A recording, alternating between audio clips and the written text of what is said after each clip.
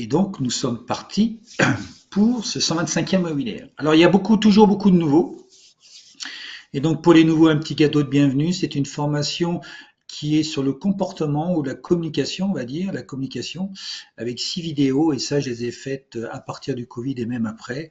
C'est beaucoup de formations. Moi, j'ai été formé à 2 ans sur tout ça. J'ai même notamment la structure présenter information efficace. Ça, c'est mes travaux que j'ai fait personnellement. Je fais beaucoup de travail personnel.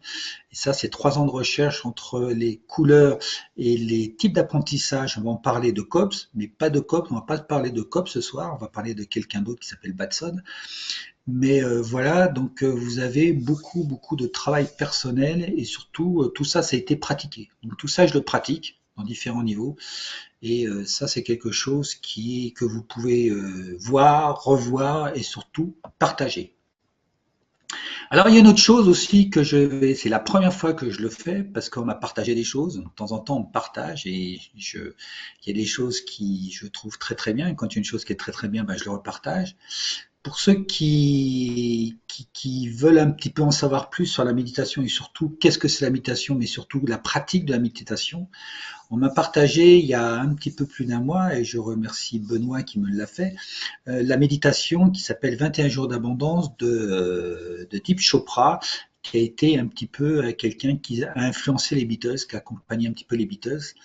Et il a un système, moi pourtant j'aime bien la méditation, mais là je trouve qu'il y a des choses très intéressantes. D'ailleurs, ces 21 jours, je vais le refaire, et je vais le refaire d'une manière plus assidue, maintenant que j'ai vu tout le programme. Et si vous voulez, pareil, vous avez le lien que j'ai déjà envoyé dans le chat sur celle-là. C'est totalement gratuit, vous vous abonnez, et puis tous les jours, vous allez recevoir une méditation, et surtout un travail de réflexion par rapport à cette méditation. Voilà. Et donc, pour les gens, et je sais qu'on m'a encore parlé de lundi d'une méditation, ouais, comment on fait, qu'est-ce qu'on fait et tout, ben j'ai dit, bouge pas, j'ai quelque chose que je peux te partager. Puis une fois que tu auras fait les 21 jours, à partir de là, on pourra encore discuter, même si moi, j'ai d'autres pratiques que j'ai appris avec Robert Diss, encore Robert et toujours Robert, et merci Robert. Alors, le précédent webinaire, le 124, il est en replay, qui était l'intelligence émotionnelle. Là aussi, il y a eu beaucoup de choses. Donc, il est en replay. Donc, si vous avez le lien de ma chaîne YouTube, vous pouvez le voir, mais pas que celui-là. Et on va tout de suite rentrer dans le webinaire sur les niveaux logiques et la pyramide de 10, afin de bien comprendre les niveaux logiques d'un côté et l'évolution vers la pyramide. Vous allez voir que aujourd'hui, la pyramide de 10, elle a peut-être été, Robert s'est peut-être influencé des niveaux logiques, parce que quand il a débuté, ça lui a beaucoup parlé, mais il a beaucoup fait évoluer les niveaux logiques dans la pyramide.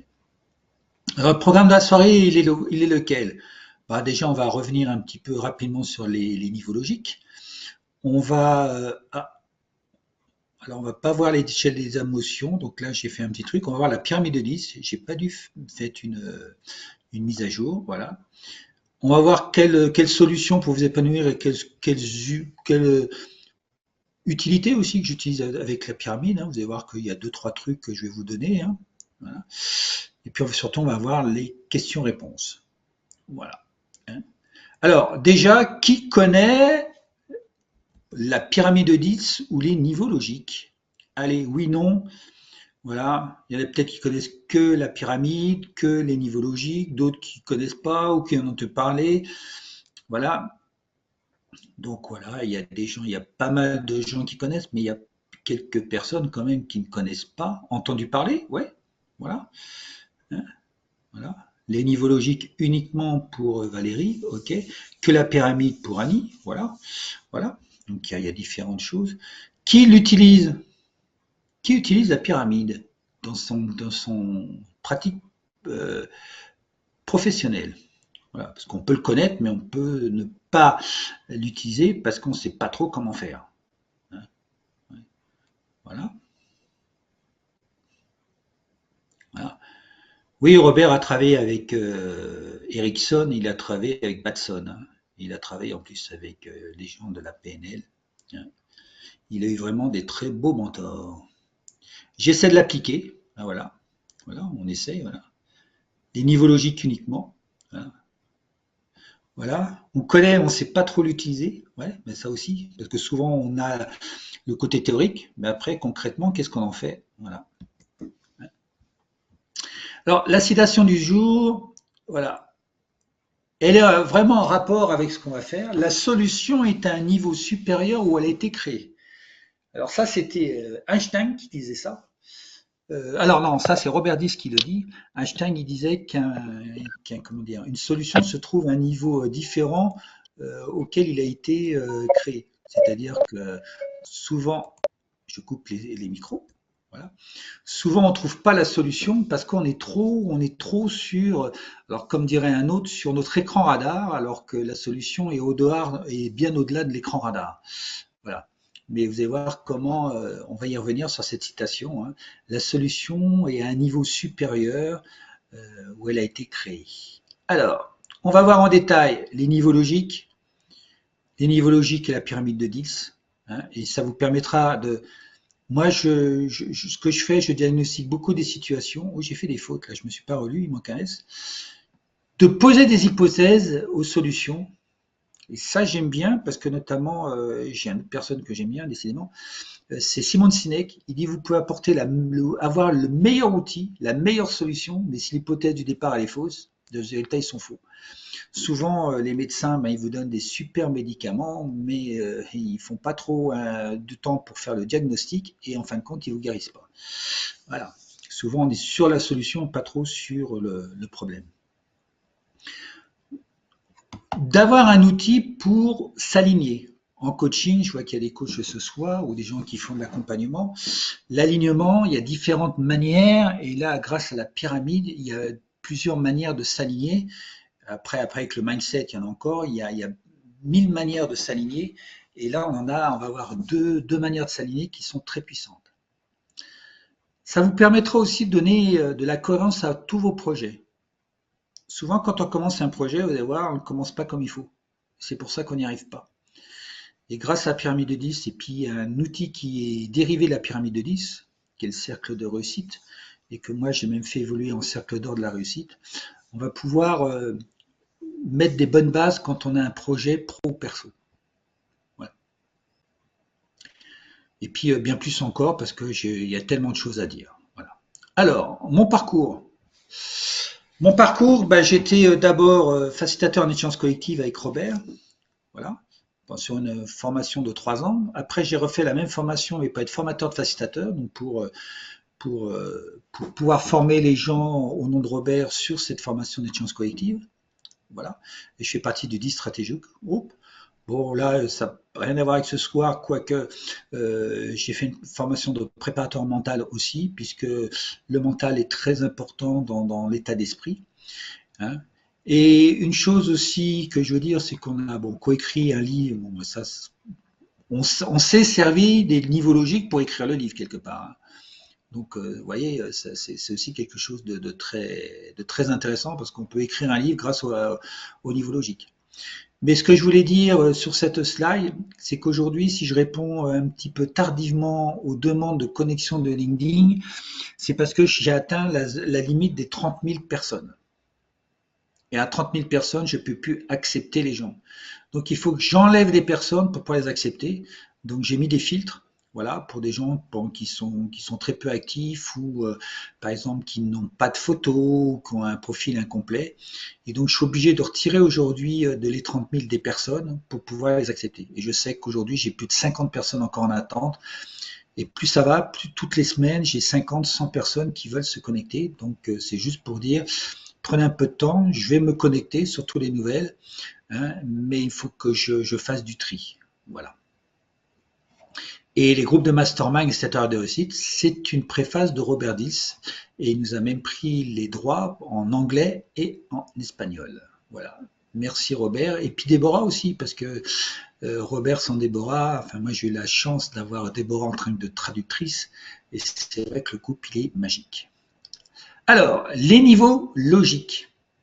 On va voir les 6 niveaux logiques d'apprentissage et de changement. Parce qu'au départ, ça s'appelait comme ça. À l'origine, c'était Gregory Bateson qui a développé les niveaux logiques. En plus, il en avait 5, il n'en avait pas 6 au départ. Mais il s'est appuyé sur des recherches de Bertrand Russell, qui était un mathématicien. Voilà. Donc au départ, Gregory Bateson, il y a quelque chose qui l'a inspiré, il a développé quelque chose souvent, hein. On ne sait plus même à un moment donné les travaux de Bertrand Russell, qu'est-ce qui les a inspirés. Donc en fin de compte, comme dit quelque chose, dans la vie, on ne crée rien parce que tout est déjà créé. Ça, c'est de la philosophie, on va dire, hermétique. Donc tout est déjà créé, il y a juste à les trouver. Donc, les facteurs de succès, de changement et de performance ou les niveaux d'apprentissage. Et donc, si vous faites un changement, et si vous voulez qu'il soit efficace, il y a des facteurs clés, ou des facteurs de succès, des facteurs de réussite, qui sont liés, on va le voir, à notre environnement, à notre comportement, à nos capacités, à nos valeurs, à nos croyances, bien sûr à qui on est et surtout vers où on veut aller. Et souvent dans l'accompagnement, il y a une très grande question. Et souvent, c'est pourquoi tu le fais. Et on va le voir, souvent les gens, ils ont du mal à répondre, alors que ça devrait être la première réponse vers où tu veux aller. Alors, les niveaux logiques, comment ils se trouvent? Il y a 6 niveaux logiques, on va les voir en détail. Hein. Et le premier, c'est l'environnement. L'environnement, alors là, je vais donner les grandes lignes et après, on va revenir plus en détail. Ça va traiter du où et quand. C'est-à-dire, par exemple, je veux me mettre, je suis indépendant, ouais, ok. Et où est-ce que tu vas te mettre et à partir de quel moment tu vas t'y mettre, hein. Tout ce qui va concerner l'environnement. Et ce que je vais vous faire là, c'est vraiment ce qu'on apprenait. Alors moi, je l'ai pas fait, hein, je suis pas maître PNL ni rien, mais je connais les choses. C'est qu'au début de la PNL première génération, on va dire, on prenait les niveaux logiques par le bas, hein, mais pour une raison bien particulière. Le deuxième niveau concerne les comportements. Le comportement, c'est quoi faire? Quoi faire? Qu'est-ce que je dois faire dans mon environnement? Par exemple, je fais un jardin en permaculture, qu'est-ce que je dois faire? Donc, je dois avoir des comportements, des actions qui doivent être adaptées. Je ne dois pas faire n'importe quoi. Pour cela, il va falloir que j'ai les facteurs comportementaux, c'est quelles actions spécifiques que je dois mettre en œuvre, hein, étape par étape, pour atteindre ma réussite. Hein. Donc, autrement dit, c'est qu'est-ce qui doit être fait et accompli pour réussir. Mais il va falloir certaines capacités. Hein. Il va falloir que j'ai des capacités ou des stratégies pour que je puisse. L'argent sur oui. Tu peux mettre ça sur oui. Voilà. Donc je dois avoir des capacités, c'est là où que la formation rentre en ligne de compte, pour que je puisse agir avec du succès. Donc tout ça, ça va me définir comment je dois mener mes actions, hein, et quelles actions je dois choisir. Hein, donc ça, on est dans le comment faire. Alors, on verra tout à l'heure. Je ne vais pas dire des choses parce que là, c'est un petit détail, mais j'en parlerai tout à l'heure. Après, il y a les valeurs et les croyances. Les valeurs et les croyances, alors Robert il dit que c'est un pivot. C'est vraiment le truc qui cimente un peu tout ça, hein, qui cimente les compétences, les actions, hein. Et c'est le pourquoi. Pourquoi on fait cela, hein. Et ça révèle beaucoup de motivation profonde. Et souvent, quand on n'est pas bien, c'est parce qu'il y a un conflit de valeurs, soit avec nos valeurs nous-mêmes, ou les conflits de valeurs, par exemple, entre les générations. Souvent, il y a beaucoup de conflits qui apparaissent là. Hein. Et c'est très important de travailler ça régulièrement. Moi, je sais qu'il n'y a pas très longtemps, il y a 2-3 mois, j'ai refait un travail complet sur les valeurs. Et en plus, je me suis servi de quelque chose que j'ai parlé de la dernière fois, les polarités. Alors, je pensais que c'était Jung, mais Jung, je pense, s'est inspiré aussi des Égyptiens et donc des choses qui ont été vues il y a plus de 3000 ans, notamment de la polarité. Et donc, mes valeurs, je les mets en polarité. C'est-à-dire le niveau haut et les niveaux bas, c'est-à-dire les niveaux positifs et négatifs, pour savoir quand est-ce que je vais vers quand je me conduis comme le Jedi ou quand je me conduis comme Dark Vador. Donc ça me permet d'avoir beaucoup de conscience sur ça. Mais bon, ce sera peut-être l'objet d'un autre webinaire. Après, il y a l'identité. L'identité, c'est le qui je suis. Voilà. Hein, se rapporte à qui on veut être, notre perception et comment on veut être perçu. Alors là, je parle d'une personne, mais on peut le faire sur une équipe ou on peut le faire. Hein, la pyramide, moi, j'utilise au niveau individuel, j'utilise au niveau d'une équipe, je peux l'utiliser au niveau d'une organisation et dans l'absolu, je pourrais même l'utiliser au niveau d'une nation. Hein. On peut faire sur tous les niveaux. Par contre, il faut être bien sûr du niveau sur lequel on traite. On ne peut pas traiter ça individuel et équipe. Quand on a du et, il va falloir faire deux choses à la fois.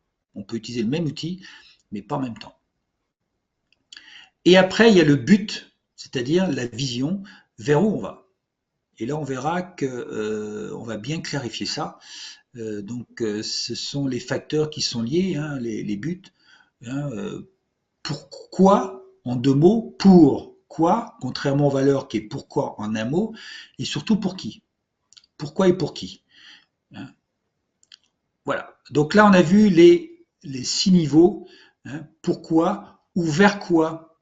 Pourquoi je mets vers quoi? Alors, si vous voyez, si un jour vous avez Robert, il va vous dire le pourquoi, mais souvent on le confond avec le pourquoi, avec les valeurs. Donc moi, je dis vers quoi, puisque comme le but est une direction, on va vers quelque chose, et donc vers quoi et pour qui. Voilà.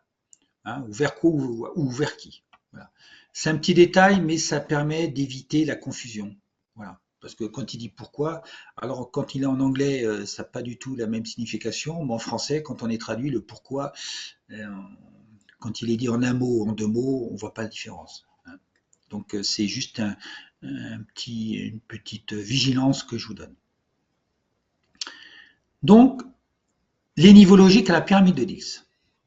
Alors, la pyramide, elle se présente comme ça, hein, c'est une pyramide, et quand vous êtes en formation de Crobert, vous voyez, la pyramide, elle ne se finit pas en pointe, elle s'ouvre. Hein. Donc elle se ferme à un moment donné et elle s'ouvre. Voilà. C'est comme ça qu'elle est faite, la pyramide. Voilà. Alors, le premier, c'est l'environnement. Donc on a dit c'était où et quand. Le deuxième, c'est le comportement, le quoi. Hein, je vais remettre dessus une autre présentation, mais c'est la même chose. Les capacités, c'est le comment. Les croyances, les valeurs, c'est le pourquoi. L'identité, c'est le qui. Et après, les buts, c'est vers quoi, vers qui. Alors, le but, je fais attention aussi parce que le but peut être confondu. Le but n'est pas une finalité, une finalité mais non finie. Ça paraît bizarre, hein, une finalité non finie. Hein, c'est pas un objectif, un but, c'est quelque chose on va vers quelque chose mais qui n'est pas fini. Le but, moi j'ai une analogie pour ça, c'est la ligne d'horizon.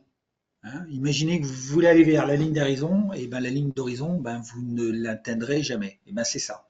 Alors que si sur la ligne d'horizon, à un moment donné, vous avez une île, et ben vous allez atteindre l'île. Hein, vous n'aurez jamais atteint la ligne d'horizon. Mais la ligne d'horizon, c'est plus un objectif. Non, l'île, c'est un objectif, alors que la ligne d'horizon, c'est un but. Voilà. Alors, elle est partagée en deux côtés. Donc, les niveaux logiques, il y a un côté, ils sont en 2D, on va dire. Ouais. Et là, la pyramide va se partager en 2D. D'un côté, il y a le côté âme, au long, alors, je ne parlerai pas, c'est l'approche holistique. Il y a le nous, donc l'intelligence collective, on est par là. L'équipe, elle est par là. Tout ce qui concerne l'extérieur, tout ce qui concerne le collectif, et tout ce qui concerne le leadership tournant, alors ça c'est dans mes formations, c'est quand on fait par exemple des gestions d'équipe et notamment des gestions des réunions. Ou gestion d'équipe, on est vraiment dans l'intelligence collective avec un leadership tournant. Et l'autre côté, il y a tout ce qui concerne l'ego. C'est nous qui est une entité séparée, hein, le moi, tout ce qui concerne l'intérieur,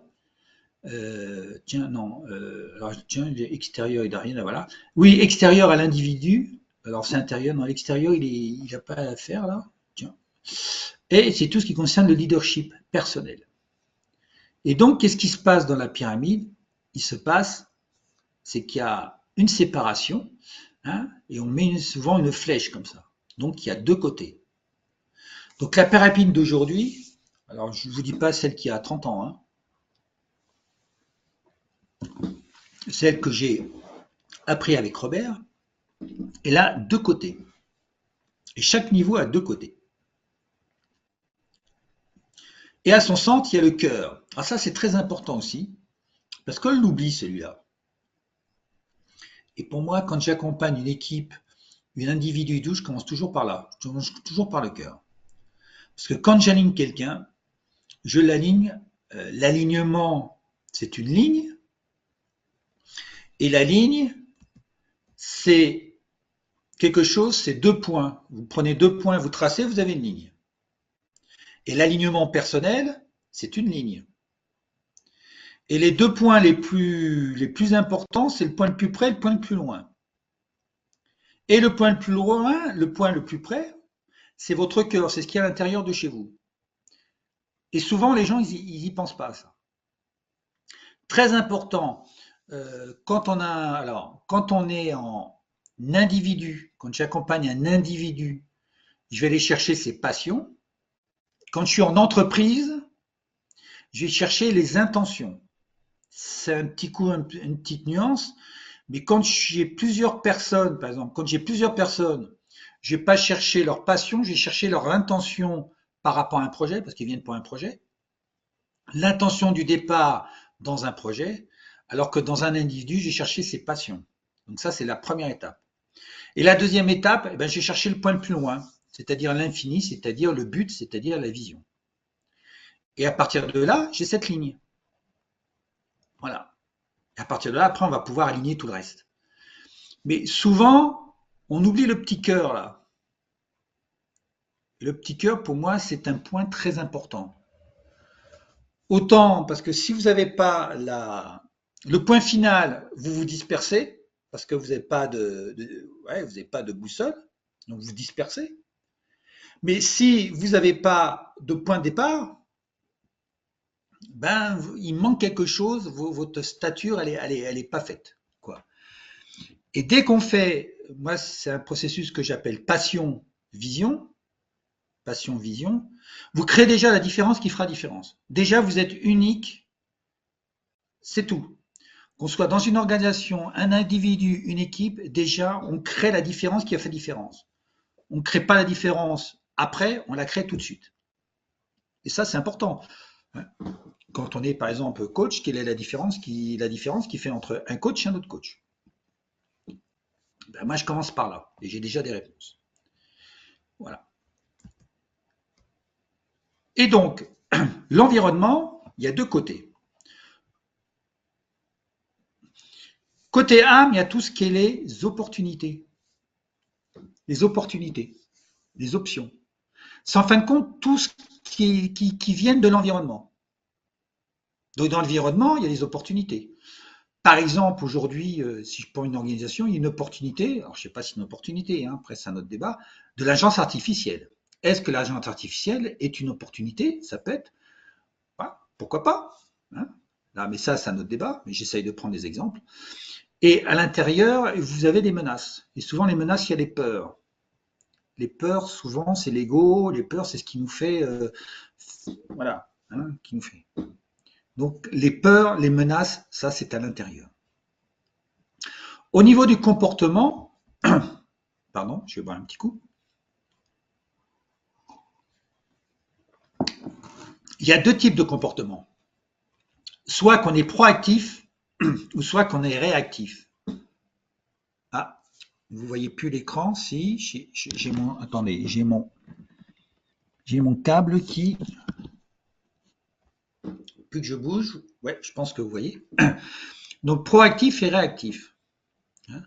Soit que on va agir, voilà, ou soit qu'on va surtout souvent attendre, parce que justement on a des peurs, on a des menaces. Et ça c'est intéressant parce que souvent c'est là où on a un manque d'efficacité. Voilà.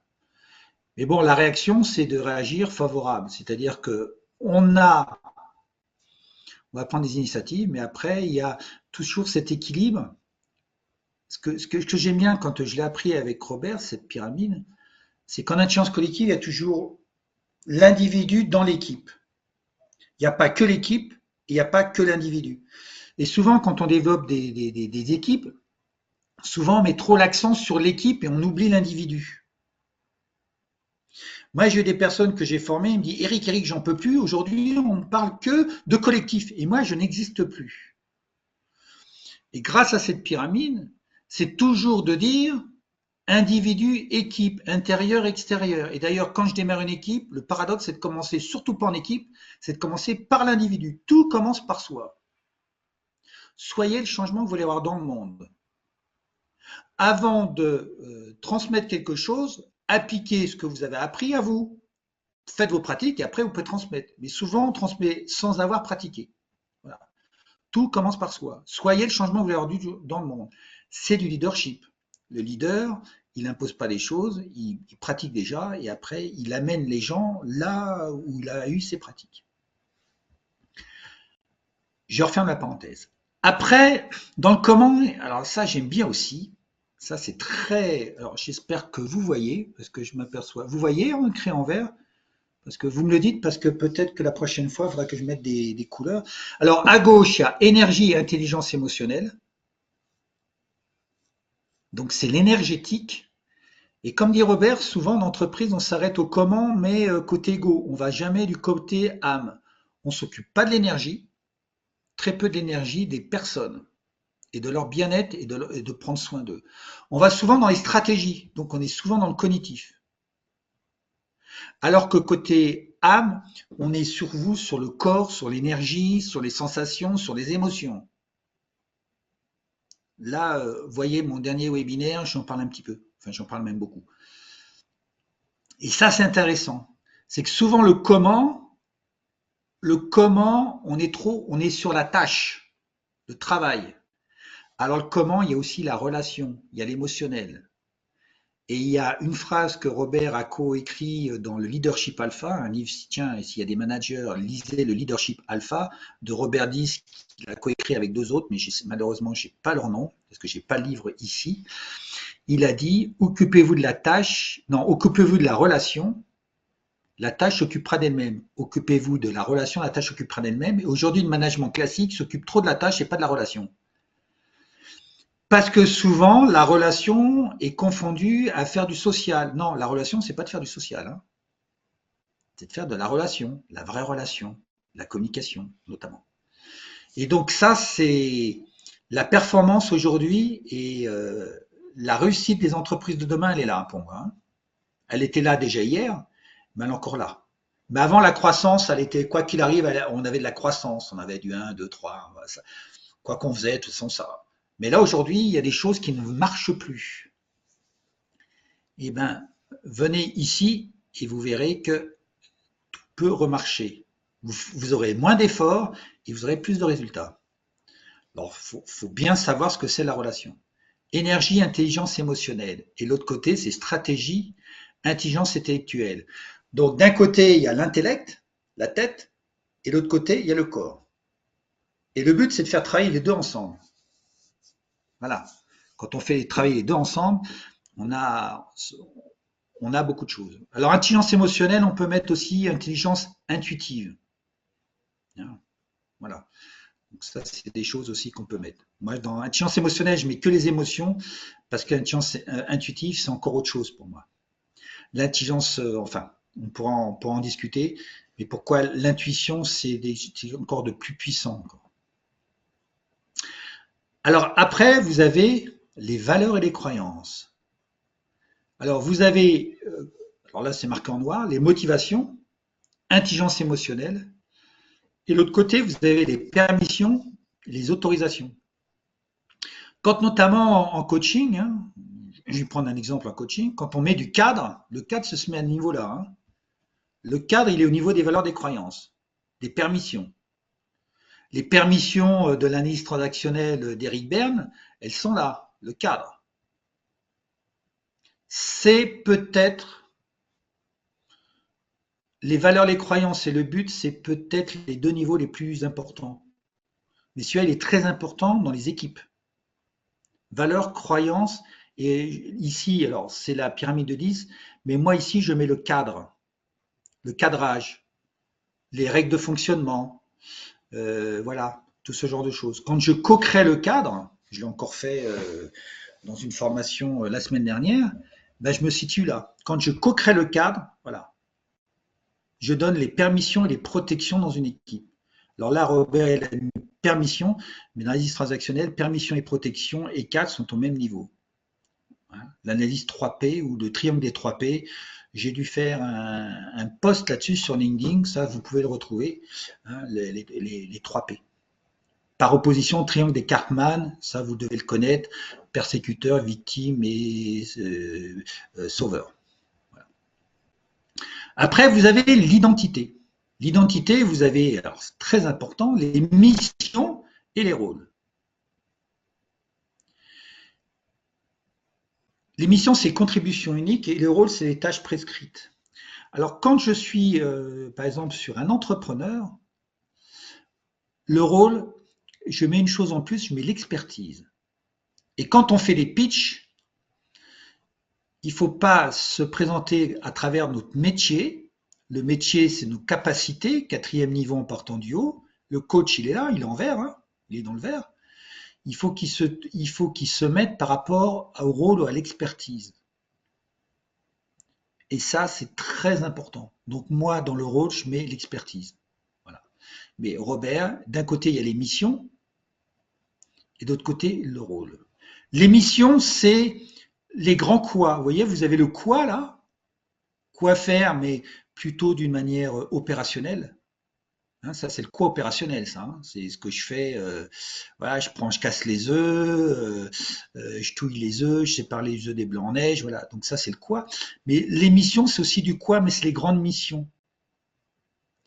Hein. C'est les grandes étapes. Hein. Voilà. Et pour moi, ce quoi-là, c'est le quoi du quoi, donc ça serait déjà un comment, ce quoi en bleu là. Voilà. Mais les missions, c'est les grandes missions. C'est quelles sont les 3, 4 grandes missions que vous devez faire. Et notamment, moi, les missions, je ne les cherche pas à l'intérieur de moi. Je vais faire une étude de marché, je vais demander à mes clients qu'est-ce qu'ils ont besoin. Et mes missions, en fin de compte, c'est leur problématique. C'est-à-dire, je ne vais pas dire qu'est-ce que je dois faire. Quand j'ai commencé la pyramide de 10, moi, mes missions, c'était de former. Mais aujourd'hui, mes missions sont complètement différentes parce que mes missions ont été demandées à travers mes clients, à travers leurs problématiques. Et par exemple, une de mes missions, c'est de bâtir des équipes performance. Parce que c'est mes clients qui me demandent ça. Ou des équipes collaboratives. Ou de développer de la sérénité dans les équipes. Ça, c'est mes missions. Mais c'est mes clients. C'est des missions, mais que j'aime faire et que je sais faire. C'est pas uniquement de ce qu'ils veulent, il faut que je sache le faire, que j'aime le faire. Surtout que j'aime, hein, il y a le cœur, hein, n'oubliez pas le cœur. Et après, au-dessus, le niveau spirituel, il y a la vision et l'ambition. Vision, c'est quelle est ma vision pour le monde, donc extérieure à moi, et quelque part, quelle est l'ambition. Et souvent, l'ambition, dans les organisations, on n'aime pas l'ambition, parce que l'ambition a une connotation négative, alors que l'ambition, c'est une source de motivation. Ça, c'est très important. Et donc l'ambition, c'est important et souvent, notamment chez les indépendants, il n'y a pas d'ambition et souvent il y a un désalignement à ce niveau-là. Et donc je travaille beaucoup l'ambition avec les entrepreneurs, notamment. Voilà. Et la vision, c'est les bénéfices. Qu'est-ce qui va changer mes super talents? Qu'est-ce que ça va changer dans le monde? Où est-ce que je vais les amener? Apple, Steve Jobs, c'était penser différemment. Voilà, penser différemment, et lui, il a fait penser différemment à travers un outil qui était l'informatique pour que tout le monde ait accès à l'information. Hein, c'est tout ça. Pensez différemment, croquez dans la pomme, revenez à Adam et Ève, croquez dans la pomme, et surtout soyez un petit peu rebelle. C'était ça un petit peu le discours, hein, croquer dans la pomme. Hein. Pourquoi la pomme a été croquée? C'était pour ça. C'était penser différemment et surtout soyez pas un mouton. Voilà. Et ayez accès à l'information et que l'information ne soit pas accessible qu'à une certaine élite. Voilà. Et l'ambition, c'est très important parce que c'est une source de motivation. La motivation, il y a la passion, qui est une énergie pour moi très haute. Après, il y a la vision, qui est l'inspiration, qui est une énergie pratiquement aussi haute que la passion. Et après, vous avez la motivation ou les motivations. Dans les motivations, vous avez l'ambition, qui est une motivation intrinsèque, mais vous avez aussi l'intelligence émotionnelle, vous avez plein de motivations. Et souvent, on va dans les entreprises, parce qu'il y a des gens qui sont dans l'entreprise, hein, on va beaucoup chercher la motivation, mais on oublie déjà la passion qui est bien plus haut et la vision, qui est l'inspiration. Donc, il y a plein d'énergies qui sont disponibles, mais qu'on ne va pas chercher. Et dans la pyramide, on voit où elles sont. Plus vous montez dans la pyramide, plus vous êtes dans l'invisible, l'intangible et l'impalpable. Plus en bas, c'est très concret, c'est visible, c'est concret, un environnement, une souris, c'est concret et tout ça. Et plus on monte, plus c'est invisible, intangible. Et c'est pour ça que souvent, même et tout, on va dans le concret, on reste là, parce qu'on voit, alors qu'il faut aller au haut. Plus c'est en haut, plus c'est puissant. On va le voir pourquoi. Je sens que je vais dépasser ce soir, j'ai tellement de choses à vous dire. Alors, j'ai fait un replay, le 47, vous allez chercher sur ma chaîne YouTube le 47, qui est le point commun entre la pyramide de Lys, l'Imagineering de Walt Disney, j'adore l'Imagineering de Walt Disney, et le cercle d'or de Simon Sinek. Parce que moi, j'ai fait le cercle d'or où je prends les trois et puis j'en ai fait un autre. Voilà. Et ils sont très intéressants ces approches. Alors, il y a aussi l'ikigai, mais l'ikigai, j'ai pas eu de résonance avec l'ikigai. Je sais pas, j'ai pas, voilà, il y a des gens, ils adorent l'ikigai. Moi, bon, j'y suis peut-être pas, voilà. Mais moi, j'ai beaucoup travaillé la pyramide de 10, le cercle d'or de Simon Sinek, puis on m'a demandé beaucoup de choses, et puis l'imagining de Walt Disney, parce que les approches sont pas mal, et puis le faire avec les processus de Robert Diss, c'est très très très puissant. On peut en quelques jours changer une organisation. Voilà. Et dans le Simon Sinek notamment, il y a le why, hein, le pourquoi, le quoi et le comment. Hein. Alors vous avez aussi, vous l'aurez sur son, qui est plus en détail, hein, le pourquoi en un mot. Alors le pourquoi chez Simon Sinek, c'est surtout des valeurs. C'est pas la vision. C'est le pourquoi en un mot. C'est pas le pourquoi en deux mots. Et c'est là qu'il faut bien. Enfin, moi, j'ai beaucoup travaillé la pyramide de 10 et Simon Sinek parce qu'il y avait des incompréhensions. Et vous voyez le quoi ici, chez Robert Diss, il est là. Mais en fin de compte, le quoi, voilà, les missions, pour moi, c'est le quoi d'ici. Quelles sont les grandes étapes? Pour moi, c'est les étapes, le quoi. Et après, le comment, il est là. Mais le comment, pour moi, il est tout ça. Hein. Pour moi, le comment, il est tout ça dans la pyramide de Lys. Donc, c'est pour ça qu'il ne faut pas prendre les choses à la lettre. Il faut voir qu'ils disent la même chose, mais d'une autre manière. Et ce que j'aime bien dans Simon Sinek, c'est qu'on est très pragmatique parce qu'il parle beaucoup du marché. Alors Robert, il le parle aussi, le marché, mais d'une manière différente. Voilà, le marché, notamment pour les entreprises. Voilà. Alors, quelques exemples d'utilisation de la pyramide. Il y en a plein. Hein. Alors, je suis content parce que ce soir, il y a des gens d'entreprise. Les soft skills, on parle des soft skills, les fameux soft skills. Alors, voilà, on en parle. Voilà. Ok, concrètement, qu'est-ce qu'on peut en faire? Eh bien, les soft skills, moi, ce que j'utilise, c'est que je prends les valeurs d'entreprise, très important, hein, bon, hein, et je les connecte au comportement. Parce que souvent, les valeurs ne sont pas incarnées, et c'est pour ça qu'il y a des conflits de valeurs. Et donc, par exemple, dans la banque dans laquelle j'accompagne, ils ont 5 valeurs, et je leur dis à chaque fois que vous faites un recrutement, vous demandez à la personne qui est recrutée comment elle va incarner les valeurs de l'entreprise par rapport au poste qu'il est en train de postuler. Parce que les valeurs peuvent pas être incarnées de la même manière des mêmes personnes. Un commercial va pas incarner, par exemple, la liberté comme un comptable. Il a des actions qui sont différentes. Vous me trompez vous me dites si je me trompe. Mais on peut pas dire, par exemple, la liberté, il faut faire ça. Non, il faut l'incarner à travers sa mission, son rôle, et puis il a une situation. Parce que des situations, il y en a plein qui tous les jours. Comment j'incarne la liberté? Moi, la liberté est une valeur, c'est même la liberté de la France. C'est, par exemple, si moi je rencontrais notre président de la République bien-aimé, moi je lui dirais une seule question. Comment incarnez-vous la liberté, égalité, fraternité aujourd'hui dans le rôle que vous êtes en tant que président? Et là, je ne vais pas le lâcher. Je referme la parenthèse. Donc, les soft skills. Et là, ce qui est très intéressant, c'est que j'intègre des niveaux, mais vous voyez, pas l'un sur l'autre. J'ai intégré la valeur qui est troisième niveau en partant du haut et la cinquième.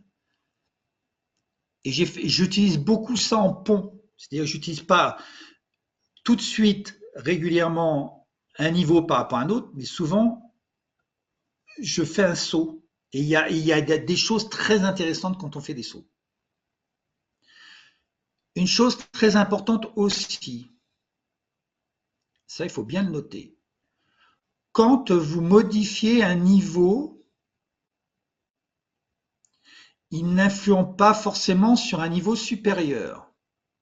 Quand par exemple vous changez d'environnement, ça ne va peut-être pas changer rien au-dessus. Combien de personnes dans une organisation changent de rôle ou prennent un nouveau poste et que 6 mois après, c'est toujours le bordel. Ils pensaient être changé de poste, donc ils changent d'environnement, ils pensent que ça va aller mieux, ou même ils changent complètement de société, et en changeant, il n'y a rien qui change, ils ont toujours les mêmes problèmes. Donc c'est pas parce qu'on change un niveau qu'au-dessus ça change. Par contre, quand on change un niveau, ça a un impact sur ceux d'en dessous. Ça veut dire quoi ça, si on est malin? Décidément, mon câble, il a quelque chose, pourtant je touche sur rien. Ah, c'est peut-être que moi, mais vous l'avez. Bon, c'est pas grave. Si vous l'avez et que moi je l'ai pas, c'est pas grave. Pas de signal. Ouais, mon écran, il n'a pas de signal. C'est mon deuxième écran qui n'a pas de signal. C'est pas grave. Qu'est-ce que c'est? C'est-à-dire que moi, quand j'accompagne quelqu'un, je commence toujours par le haut. Parce que si je commence par le niveau d'en haut, il va avoir un impact sur le niveau d'en bas. Par contre, si je commence par le niveau d'en bas, ça va pas avoir forcément, et souvent ça n'a pas d'impact sur le haut, et ça prend du temps. Une fois que j'ai fait l'environnement, et puis ça n'a pas de sens. Pourquoi je vais attaquer l'environnement si je ne sais pas où je vais? Donc d'abord, il faut savoir où je vais, donc c'est pour ça que je vais à la vision, mission, ambition, et après je descends. Parce que plus je descends, plus c'est évident. Et si je monte, que je dis, bah tiens, je vais prendre un bureau, mais qu'en fin de compte, je vais faire du distanciel, j'ai peut-être pas besoin de bureau. Donc c'est important pour toujours de commencer d'en haut. Mais les gens qui ont appris la PNL de première génération ont attaqué d'en bas. Parce que c'était plus avec un autre but. Ah ouais, j'ai un problème d'écran, mais c'est pas grave. Voilà. Donc, en accompagnement, je commence toujours par le haut. Et ça va très vite, hein. Je vous dis, en 2-3 jours, moi, je commence à changer une organisation, hein. J'ai pas besoin de 2 ans, hein. Voilà. En termes de communication, alors ça, c'est intéressant quand on fait des feedbacks, notamment, ou quand on fait de la communication non violente. Enfin, comprendre les choses. C'est un truc tout bête. Vous pouvez lire un livre très bien, alors Robert Dills encore, la magie du langage. C'est un livre qu'il avait écrit dans les années 80, qu'il a réécrit pendant le Covid, je pense. Voilà. Et moi, j'ai découvert là, il y a 2 ans, Alors c'est un peu compliqué, hein, mais je trouve ça très intéressant. Mais bon, je vais essayer de vous faire d'une manière concrète ce qu'on peut en faire. En termes de communication, voilà. Par exemple, on dit cet objet-là qui se trouve dans votre environnement est dangereux. Ok? Au niveau comportement, vos actions dans ce contexte-là, voilà, étaient dangereuses. Capacité, votre incapacité à effectuer des évaluations fiables est dangereuse. Voyez où je porte mon attention avec un A. Hein. Il y en a un, je le mets sur le comportement, sur l'environnement, l'autre sur le comportement, l'autre sur les capacités. Les valeurs, vos croyances et vos valeurs sont dangereuses. Vous êtes une personne dangereuse. Donc, vous voyez, on peut dire la même chose, mais pas au même niveau. Par contre, l'impact est complètement différent. Parce que plus on monte, plus c'est impactant pour la personne. Puisqu'on va aller plus sur de l'émotionnel. Et quand on fait des feedbacks ou des feed-forward, on va agir sur les niveaux, les 3 niveaux en dessous. On va agir plutôt sur l'action ou le comportement plutôt que sur la personne. Parce que si on va sur la personne, on est plus sur du jugement, alors que l'autre, on est plus sur de l'évaluation. Et donc ça, c'est un petit détail, mais ce qui change tout. Et quand, par exemple, moi, je fais des évaluations, je fais beaucoup d'évaluations quand je fais des discours en public, j'agis pas sur la personne, où je montre du doigt. Quand on fait un jugement, on montre du doigt.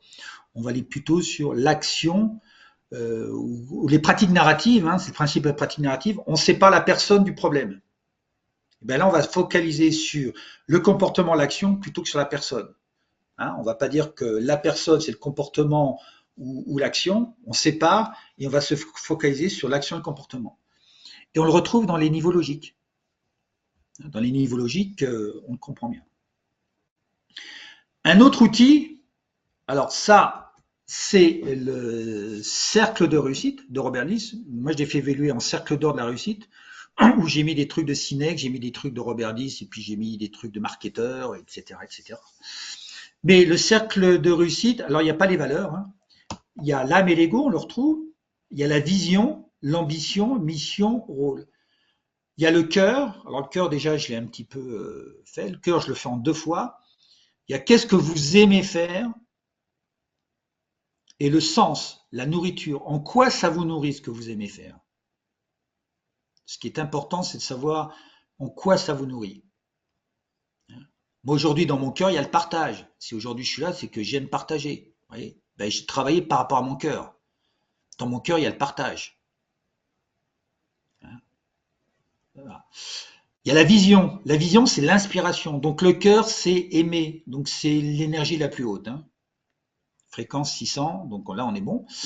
La vision, c'est l'inspiration. Une énergie encore haute. Vers où ou vers qui je vais aller. Les missions, qu'est-ce que je dois faire pour aller vers ma vision? Voilà. Moi, ma vision, c'est l'épanouissement. Quand quelqu'un vient me voir, enfin, que ça soit perso ou pro, mon alignement il est le même, c'est l'épanouissement. J'aime que mes plantes s'épanouissent, que mon chat s'épanouisse, que ma famille s'épanouisse, que mes clients s'épanouissent, que je m'épanouisse. Moi, ma vision tient en un mot, et je vais chercher toujours en un mot. Et les gens n'est pas, on va chercher des trucs très compliqués, mais il faut le chercher avec le cœur. Et donc c'est un travail, on va d'abord sur le cœur pour trouver la vision. La vision, c'est l'expression de la passion pour le futur et pour les gens. Le cœur, la mission, c'est l'expression de la passion pour les équipes.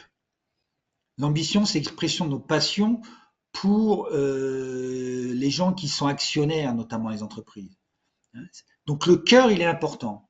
Le cœur, souvent, il n'est pas travaillé. On met juste les trucs comme ça en disant ouais, j'aime ci, j'aime ça, ou on met des mots qui font bien parce qu'il faut être bienveillant, donc on met bienveillant. Mais en fin de compte, on n'y croit pas trop.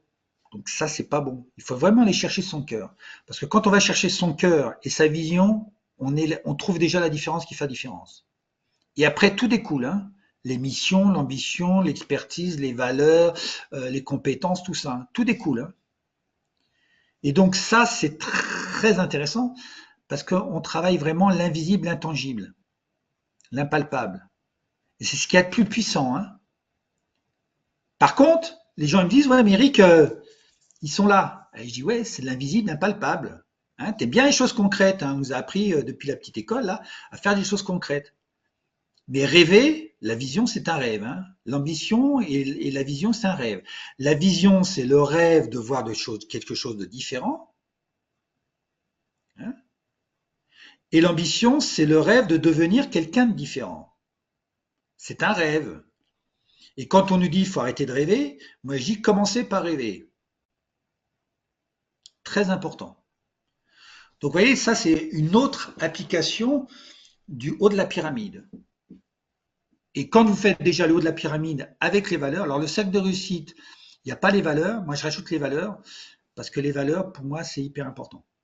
Donc on va dire c'est le cercle de réussite plus les valeurs. Hein. Et moi j'ai fait le cercle d'or de la réussite, où j'ai fait le webinaire 92, voilà, où je vous explique encore autre chose, par rapport à Simon Sinek. Voilà. Ah, ben il est pile poil. Alors, comment j'utilise tout ça? Ben moi, j'utilise tout ça dans mes accompagnements au niveau entrepreneurial. Voilà, dans mon entrepreneurial, j'utilise la pyramide de 10. Dans mes mentorings systématiques. Là, il y a quelqu'un qui m'a dit, voilà, j'ai tel problème avec un client, il y a ça qui se passe, enfin avec des clients et tout. Ben, je lui ai dit, il y a un problème d'alignement. Alignement, qu'est-ce que j'ai fait? J'avais la pyramide. La pyramide est un très bon outil de diagnostic. Quand il y a des problèmes de comportement dans des équipes, comportement 5e niveau, hein, il ne faut pas traiter au niveau comportemental. Il faut aller au-dessus. Il faut aller chercher la réponse au-dessus. Et souvent, on traite le problème avec la même chose. Non. Quand il y a des problèmes de comportement, on va au-dessus. Souvent, dans des équipes, on dit tiens, ça ne va pas les équipes. Problème de comportement. Et on regarde chez Google et on se dit ouais, chez Google, ils ont des baby-foot. Donc on change l'environnement à un niveau en dessous et on se dit il n'y a rien qui change. Ça, c'est un autre exemple. Hein. Ça, on me l'a fait plusieurs fois. Mais je dis, déjà, il ne faut pas faire comme Google, il faut à la rigueur s'en inspirer, mais il faut co-créer les choses avec vos équipes. Mais ce qu'il y a, souvent, il n'y a pas, les valeurs ne sont pas claires, les visions ne sont pas claires, les missions ne sont pas claires, donc il y a un bazar en haut. Mais on essaie d'aller dans le concret, alors qu'il faut aller en haut de la pyramide. Hein. Donc, la pyramide est un super outil de diagnostic. Quand, et là, il y a plein de coachs qui sont là, hein, ou des gens qui sont dans la formation, quand les gens disent ouais, mais par exemple, j'ai pas les capacités, j'ai pas les capacités pour, et qu'est-ce que je vais faire? Je vais me former. Ben souvent, c'est d'aller vers le qui, parce que peut-être qu'il y a le syndrome de l'imposteur qui est là. Je connais quelqu'un depuis 10 ans, elle se forme. Hein. Alors ça va qu'elle a un mari qui travaille pour elle, mais elle a peur d'aller voir le client parce qu'elle a dit non, mais il manque toujours quelque chose. Il manque toujours quelque chose. Alors qu'elle a plein de capacités. Hein. Donc souvent on dit qu'il faut se former, et souvent je dis ne te forme pas, c'est pas la peine. Il faut juste travailler tes valeurs et tes croyances, peut-être tes croyances limitantes. Hein. Tes peurs, on va les transformer, on va travailler le courage. Et surtout, on va trouver ta différence qui a fait différence, et on va te trouver ta vraie identité et ta vraie ambition. Et tu verras que là, tu n'as pas forcément besoin de compétences nouvelles. Développer la conscience, hein. Ça c'est important.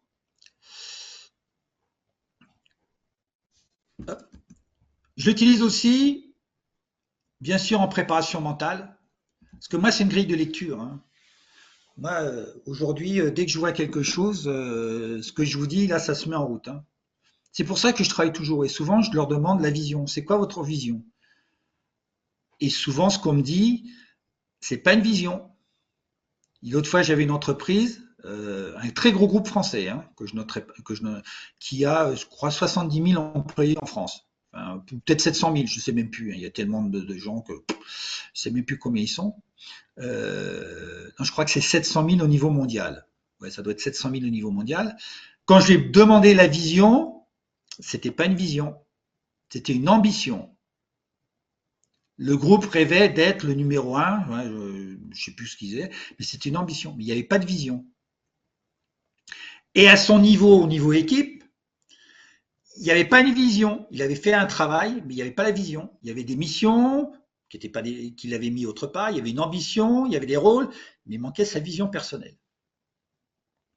Et il y avait quelque chose qui dysfonctionnait. Voilà. Je l'utilise aussi, bien sûr, dans mes groupes de mastermind. Alors ça, c'est systématique. À ça, ils ont le droit. Les groupes de mastermind, c'est de l'alignement. Hein, c'est pourquoi on le fait et comment on le fait. Et donc, je commence en haut et je descends. Voilà. Non, ça, je vais pas vous le mettre. Ça, c'est mes solutions à moi, la loi de l'attraction. Donc ça, je vais faire un mastermind loi d'attraction. Voilà. Voilà. Alors, j'ai fait une innovation aussi pour ce soir. C'est que je vais vous partager le livre du moment. Un livre aujourd'hui qui m'inspire beaucoup. Alors, il n'est pas facile à lire, et puis peut-être parce que j'ai pas mal travaillé. Alors, c'est peut-être pas le livre à lire en premier en développement personnel, mais c'est un livre qui, pour moi, est. J'en ai encore parlé avec quelqu'un tout à l'heure qui est maître PNL, que je suis depuis 10 ans.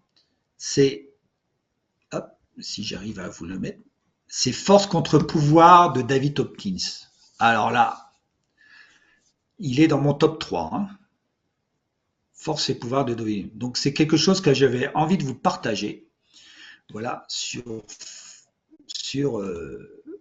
ce soir. Et parce que souvent on me demande des livres, on m'en a demandé encore pas mal, et j'ai dit tiens, s'il y a un livre que vous devez voir, et j'espère que si on appliquait ça au niveau mondial, je pense que on vivrait dans un autre monde, notamment avec nos politiques. Si on pouvait appliquer ça, ça serait super. Voilà. Je vais le laisser, comme ça on va faire les questions-réponses. Je crois qu'il y a les questions-réponses après. Ouais. Donc je vais vous le laisser, comme ça vous verrez. David Hawkins, hein, David, bon, comme David, Hawkins, H-A-W-K-I-N, G, je ne sais plus s'il y a S. Voilà, mais vous tapez pouvoir contre force sur même sans la Fnac, hein, je ne sais pas où. Vous l'avez même en PDF et tout ça. Voilà. Ça fait, il est un peu dur à lire. Hein. Si c'est la première fois que vous lisez un livre sur le développement personnel, c'est peut-être pas bon de l'attaquer. Bah pourquoi pas. Hein. Mais je trouve qu'il y a des choses très intéressantes. Et j'ai fait une story là sur comment dire sur Telegram sur une petite chose, notamment l'orgueil. Il y a l'orgueil à un moment donné qui est une énergie négative et les deux visages de l'orgueil sont le déni et l'arrogance. Et je l'ai envoyé pour des gens bien particuliers qui ont un orgueil démesuré parce qu'ils sont dans le déni, ils sont très arrogants. Voilà. Donc c'était un petit clin d'œil. Alors, waouh, il y a des questions, génial. Alors, alors, attendez. Si je réponds pas à toutes les questions, vous me le dites à la fin, hein, d'accord? C'est pas parce que je veux pas, c'est qu'il y a tellement de choses. Alors, pourquoi le leadership des deux côtés? Parce que côté âme, vous avez ce qu'on appelle le leadership d'équipe tournant. Dans une équipe, en intelligence collective, c'est jamais le même leader qui est leader. Il y a le leader qui est identifié, mais moi, dans mes équipes, quand je suis leader, à un moment donné, quand quelqu'un veut prendre le lead, je lui laisse prendre le lead parce qu'il est plus compétent que moi. Donc c'est un leadership qui est tournant. C'est jamais la même personne qui est tournant. C'est un peu comme le vol d'oie, vous savez, quand ils partent dans la migration. Le leader au départ donne le cap, et après qu'est-ce qu'il fait? Hop, il va à l'arrière. Et puis les gens voilà, échangent. Un peu comme dans le Tour de France quand ils sont les vélos en ligne là, et ben quand ils font les courses d'équipe, et ben ils tournent, ils changent comme ça. Et ben dans les équipes c'est pareil. C'est jamais le même leader qui est là. Et dans les vols d'oie, quand à un moment donné le vol il change de direction, hop, le leader il revient, il recadre. C'est le principe dans une équipe. C'est-à-dire que le leader il est juste là pour recadrer. et ça permet d'avoir 30% de vol en plus par jour. Donc rien que ça permet d'avoir plus de performance. Voilà. Donc j'ai mis là parce que c'est aussi pour mes formations. Dans les équipes, on fait un leadership tournant. Le leader n'est pas leader tout le temps. Voilà.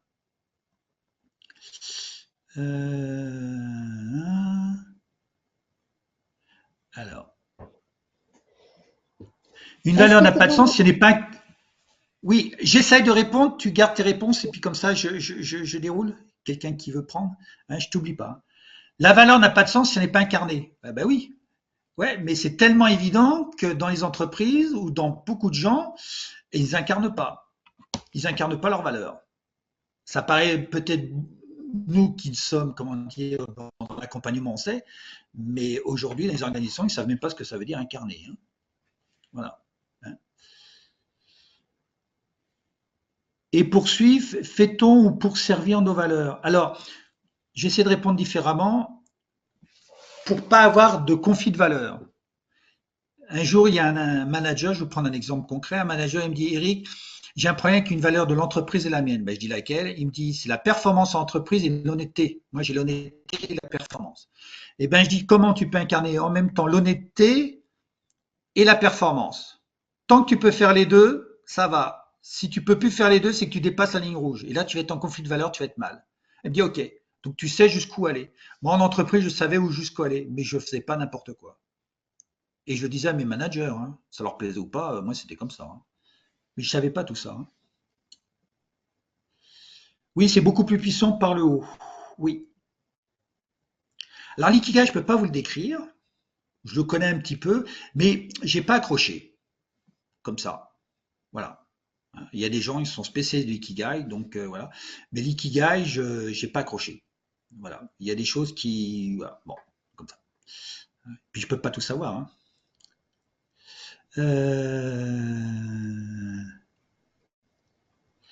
Alors, le jeu, il est extraordinaire. Le jeu aussi, oui. Le jeu, le moi, alors là, on va rentrer dans la psychologie de Jung, voire même plus loin, hein, parce que le jeu et le moi, c'est encore les Égyptiens, ça a plus de 5000 ans cette histoire. Hein. Donc c'est pas tout nouveau. Il y a aussi le jeu de la responsabilité et le jeu aussi de l'autorité.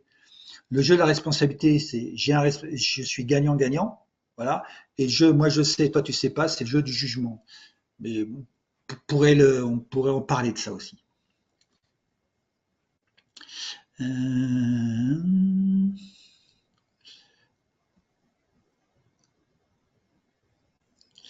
Alors, c'est possible de la en question. Alors, attends. Il s'agit du rôle d'animateur dans les réunions déléguées. Alors, dans les réunions déléguées, on n'appelle pas ça un animateur, on appelle ça un facilitateur, parce que l'animateur est une position haute, le facilitateur une position neutre. Voilà. On ne parle pas d'animateur dans une réunion déléguée, on parle de facilitateur. Hein. Hein. Ça, c'est important. Rien que le mot est important. Il facilite les échanges. Il n'est pas en tant que d'animateur. Hein. Attention. Hein. Parce que j'ai été formé avec notamment Cardon, qui est le spécialiste là-dessus.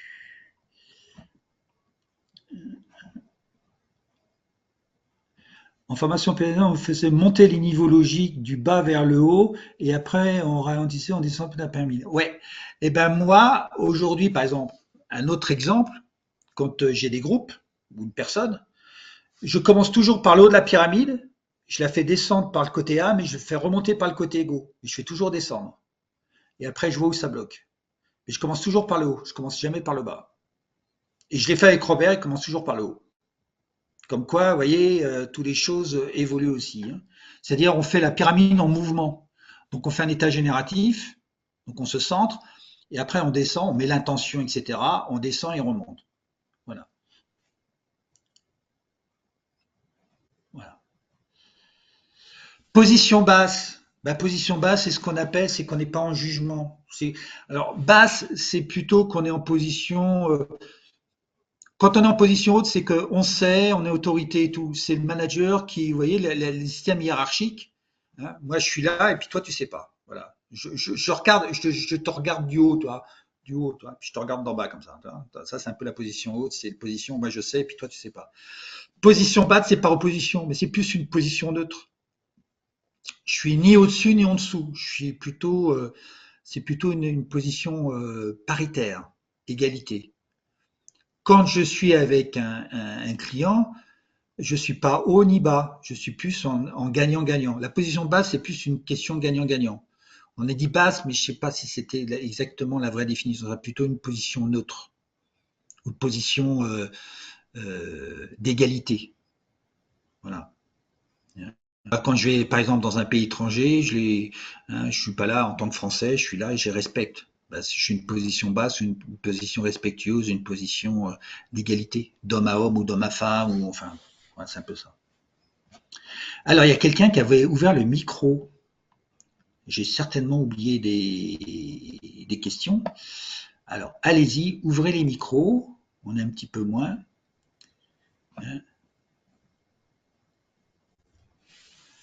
Ouais, position neutre. Ouais. Je sais même pas si partenaire, ça serait la bonne base. Alors, pareil, empathique et l'écoute, pour moi, l'écoute, c'est pas une position basse, c'est une position égalité. Parce que quand je suis à l'écoute, en coaching, alors ça, c'est une question que je me suis posée, souvent on dit il faut être centré sur le client.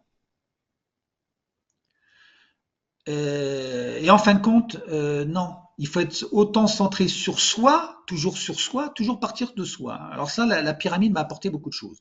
Je pars toujours sur moi vers l'autre. Donc il faut que je puisse m'écouter pour écouter l'autre. Donc que je puisse écouter mes ressentis, mes intuitions pour bien écouter mon client. Donc il faut que je sois connecté. Et c'est ça la connexion. Parce que moi, je m'intéresse sur l'interaction. Donc quand je suis en deux ou avec une équipe, il faut que je sois sur cette résonance. Et quand on est en résonance, on est sur la même longueur d'onde, donc on est au même niveau. On n'est pas plus bas, on n'est pas plus haut, on est sur le même niveau. Et un des principes d'intelligence collective qu'a développé Robert, c'est d'être en résonance, d'être sur la même longueur d'onde. Parce que si on n'est pas sur la même longueur d'onde, moi je vais écouter 107.7 et puis ils vont m'envoyer du 85.5. Moi je vais écouter Autoroute Info et puis les autres ils vont envoyer Rire et Chanson. Voilà, ben, ça n'a pas le marché. Il faut qu'on soit sur la même longueur d'onde. Pour ça qu'il n'y a pas de position basse dans ce cas-là. On a une position au même niveau. Alors adulte, ça c'est de l'indice transactionnel, oui. Voilà, c'est un peu ce niveau-là. Parce que quand on dit position haute, là, ça veut dire qu'on est plus bas. Et on n'est pas plus bas pour moi. On est au même niveau. Mais c'est les termes qu'on a dit en coaching. C'est peut-être pour ça aussi qu'ils sont mal perçus. Voilà. Moi, je suis plus en parité. D'ailleurs, la parité, c'était mon sujet de mémoire en intelligence collective avec Robert. Voilà. Comment être là quand il y a des niveaux hiérarchiques? Parce que moi, j'aime bien l'entreprise. Comment mettre les gens en parité alors qu'il y a des N+2, N+3, enfin, il y a un peu toute la tambouille là. Comment faire? Ben, ça, c'était mon sujet de mémoire. Donc, être en neutralité ou être sur la même longueur d'onde, mettre au même niveau, mais pas être une position plus basse que l'autre, ni plus haute que l'autre. Voilà.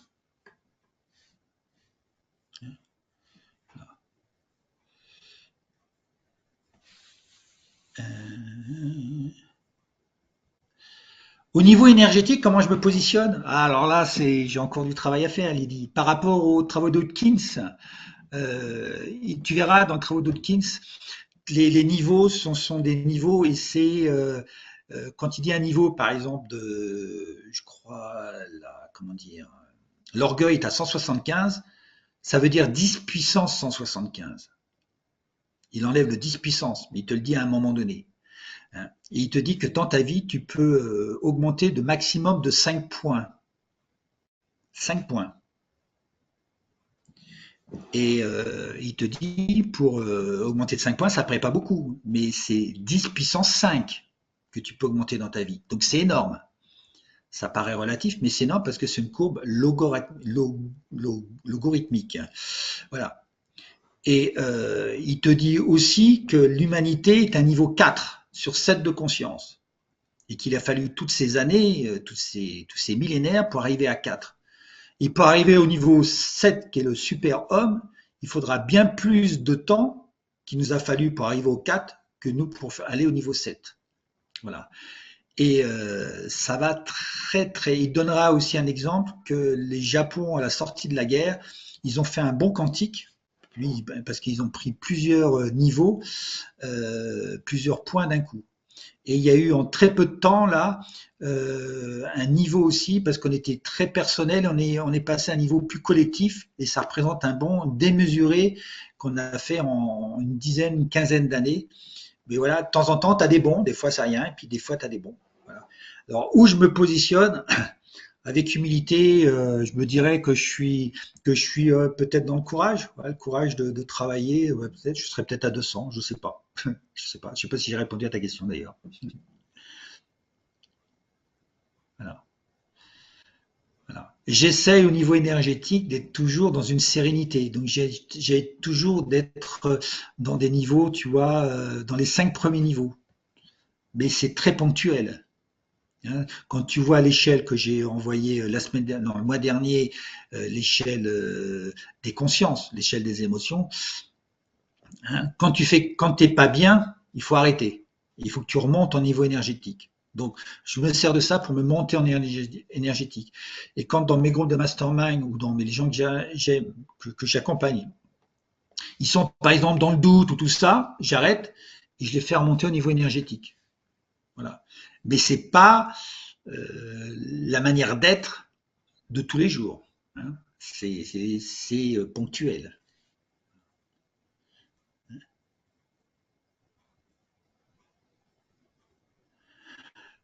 Pour parler de la même longueur d'onde, il faut cadrer.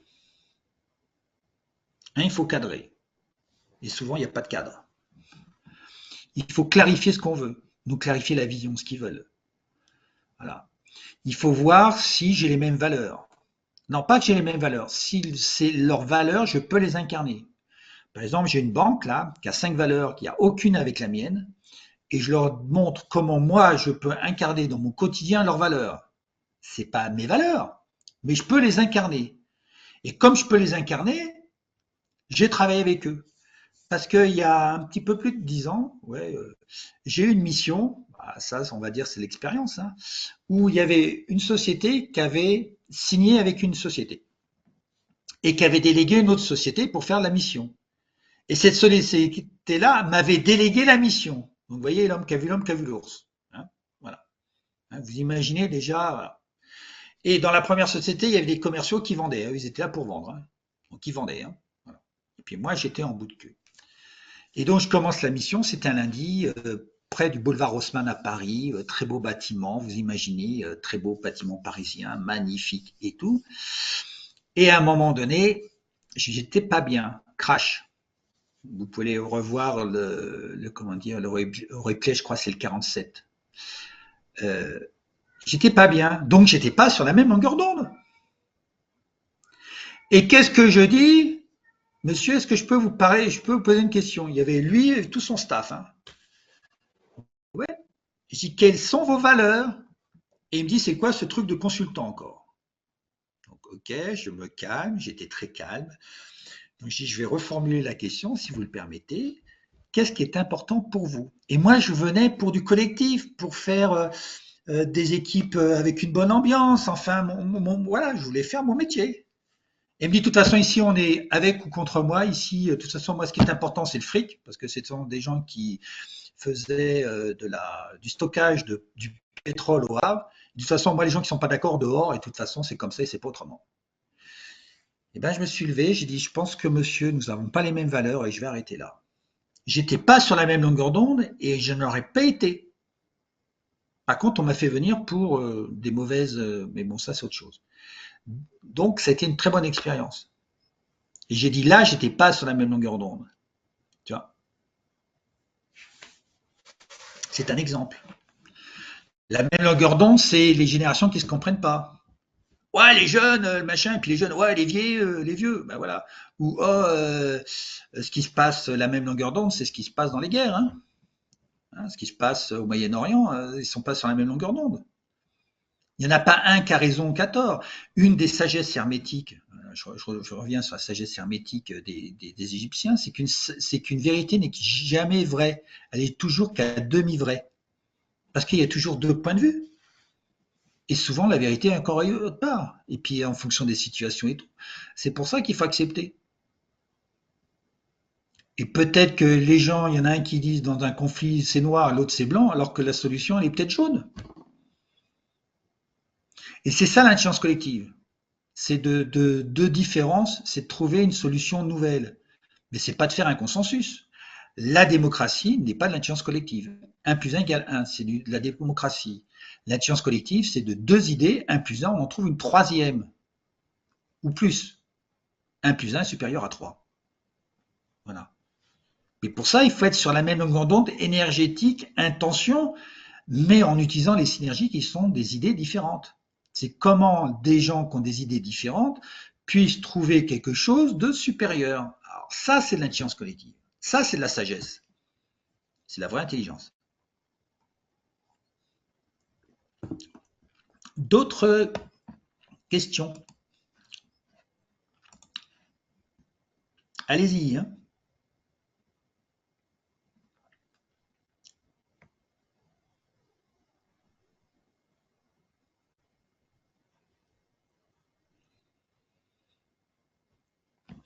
Position basse, empathique, écoute et à l'écoute donc du cadre. Ouais. Moi, je dirais, comment ça s'appelle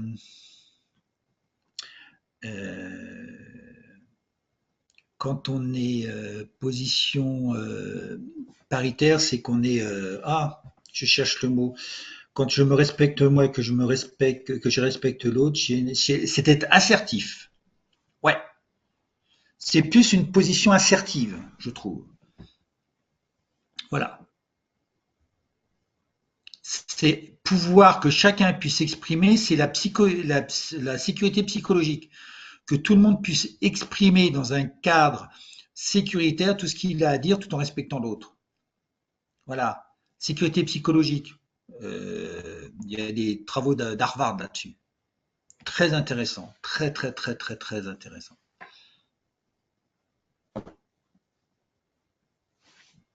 Voilà. Mais c'est un gros sujet. Hein. C'est un très gros sujet. Hein.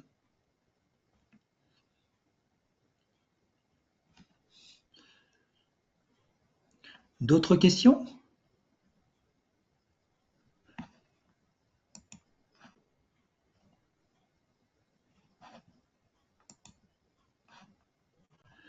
Alors pour ceux qui ne connaissaient pas la pyramide, là, est-ce que vous avez appris quelque chose? Est-ce que vous avez découvert quelque chose?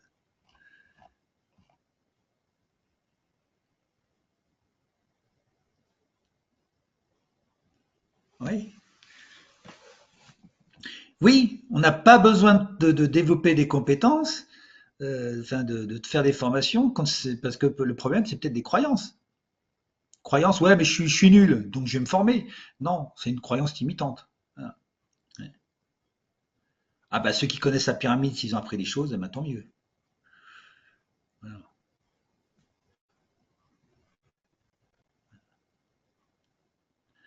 C'est pour ça qu'il faut bien faire un diagnostic. Combien de gens je leur ai fait gagner de l'argent parce que je dis, quelque part, ils ont vu que c'était pas la formation qu'il fallait qu'ils fassent. Ils avaient assez de compétences. Merci Cécile. Ouais. Hein, ça c'est important. Hein. C'est pas parce que on va se former qu'on sera plus confiant. Hein. Ça c'est, il faut travailler les croyances. Ouais, commence par le haut, Annie. Commence par le haut, tu verras. Voilà. Voilà. À pratiquer, la pratique est la mère des savoirs. Non, la répétition est la mère des savoirs et la pratique a des savoirs que la théorie n'a pas. Ça, c'est co-développement.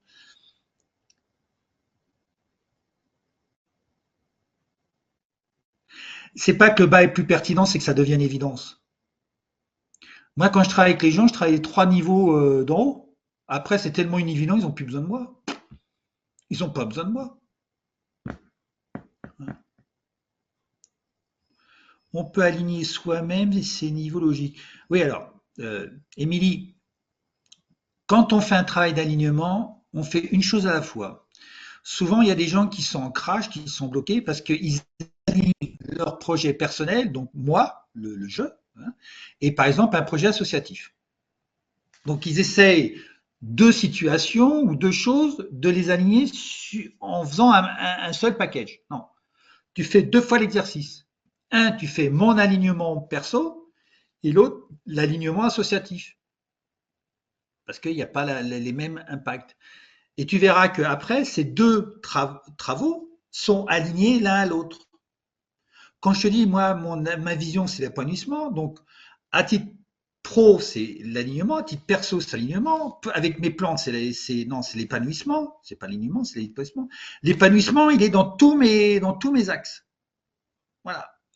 Moi, j'ai aligné quelqu'un, une personne, elle avait beaucoup de projets, elle en avait une dizaine, si tu veux. Et à chaque projet, elle a fait un travail d'alignement. À chaque projet, elle a fait le cercle de réussite.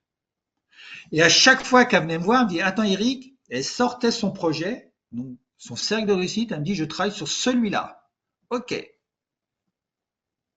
Donc attention quand vous faites un travail d'alignement, de bien savoir ce que vous alignez. Et vous n'alignez qu'une chose, vous n'alignez pas moi et mon pro. Non, vous faites vous, votre pro, et après vous voyez s'il y a une incohérence entre pro et voilà. Mais faites pas tout en un seul. Hein. Tu peux aligner tes niveaux logiques toi-même, oui, il faut bien les connaître, il faut avoir de l'expérience. La première fois, ça va être compliqué. En général, tu te fais accompagner ou tu te fais former. Mais si tu sais pas et puis que tu essayes de faire ça par toi-même, il y a quand même des choses que c'est pas évident. Hein. Ça va prendre beaucoup, beaucoup, beaucoup de temps. Hein. Mais ça se peut, hein, tout est possible. Hein.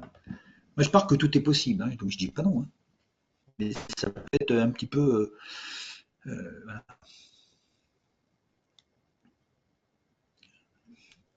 Donc, si Émilie, par exemple, tu as fait une formation PNL, oui, tu peux t'aligner avec les niveaux logiques parce que ça fait partie de la formation.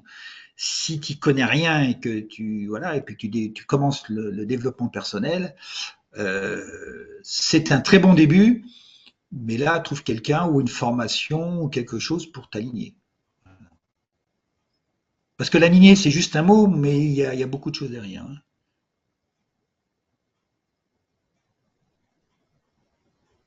Ah bah, si tu as fait une formation PNL, oui, tu peux t'aligner. Voilà. Alors après, tu peux toujours te faire aider avec un de tes mentors ou un de tes superviseurs quand tu as une difficulté. Hein, parce que quand tu as la difficulté, ben, il y a quelqu'un qui va t'aider à la travailler. Voilà. Voilà. L'alignement, c'est primordial. Si vous voulez vivre bien, être bien dans votre peau, c'est de l'alignement. Hein. Quand vous n'êtes pas bien, c'est que vous n'êtes pas aligné. C'est tout. Hein. C'est pas plus dur que ça. Hein. C'est pas plus dur que ça. Si on n'est pas bien, c'est qu'il y a un manque d'alignement. Le crash, c'est un manque d'alignement. Par contre, si on utilise l'adversité pour transformer ça, là, waouh, il y a des belles choses qui arrivent. Des très belles choses qui arrivent. D'autres questions? Allez-y. Hein.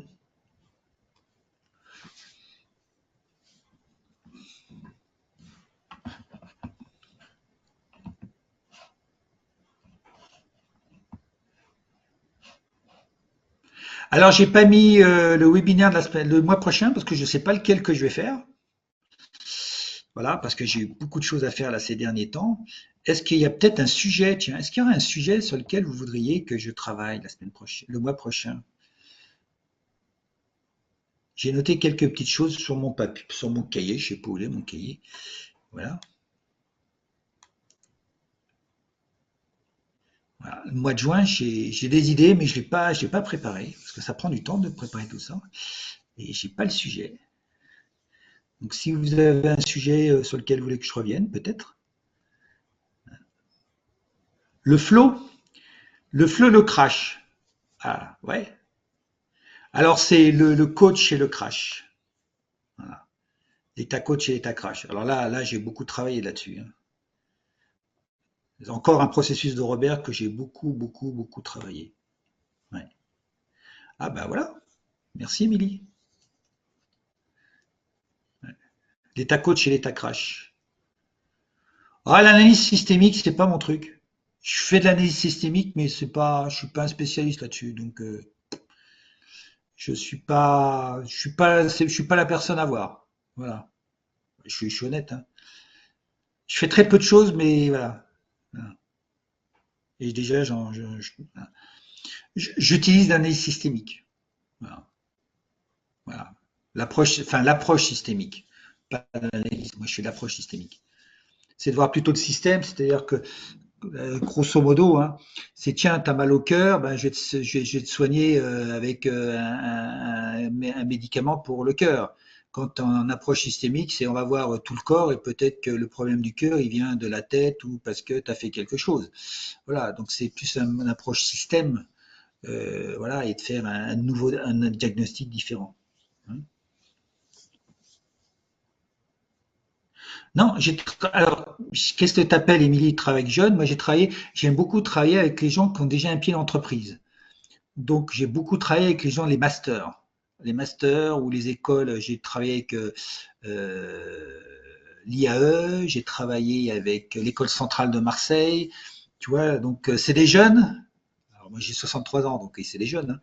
Mais je ne sais pas si c'est ta définition du jeune. Tu vois, c'est subjectif. Mais les moins jeunes, alors, j'ai fait au tout début de l'orientation professionnelle sur du 16, tu vois, quand ils doivent orienter vers la seconde et tout ça. Donc, je faisais un petit peu de trucs, mais en dessous, non, c'est pas mon truc. Ben, avant 25 ans, les masters, oui. Les masters, oui. Ouais, j'ai beaucoup travaillé. Et là, par contre, j'avais proposé justement de l'alignement en première année de master, parce qu'aujourd'hui, il y a beaucoup de gens qui font des masters, ils savent pas pourquoi ils le font, et ils sont en dépression. Et je trouve que c'est la manque de responsabilité de nos universités de laisser ça. Et moi, je leur avais dit, ben moi, pour moi, je devrais intervenir même peut-être avant ou dans les premiers jours du master et de faire un travail d'alignement. Voilà, j'ai les outils. Et il n'y a pas eu de résonance. Voilà. Et je trouve que c'est un manque de responsabilité parce qu'aujourd'hui, il y a beaucoup trop de jeunes en master qui sont en dépression, qui savent pas où ils vont, voilà, qui sont suivis par des psys, hein. Et je trouve que c'est pas normal. Je referme la parenthèse. Oui, l'orientation professionnelle.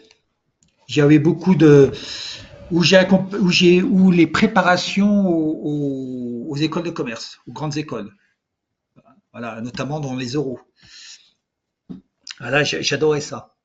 Donc je leur faisais un travail de centrage pour qu'ils gardent leur maîtrise, notamment quand ils sont à l'oral. Parce qu'à l'oral, souvent, ils perdent leurs moyens. Et donc, je les préparais mentalement, justement, et j'ai eu même d'autres personnes, mais souvent des jeunes, je les ai préparés mentalement et j'ai eu des très beaux succès, hein.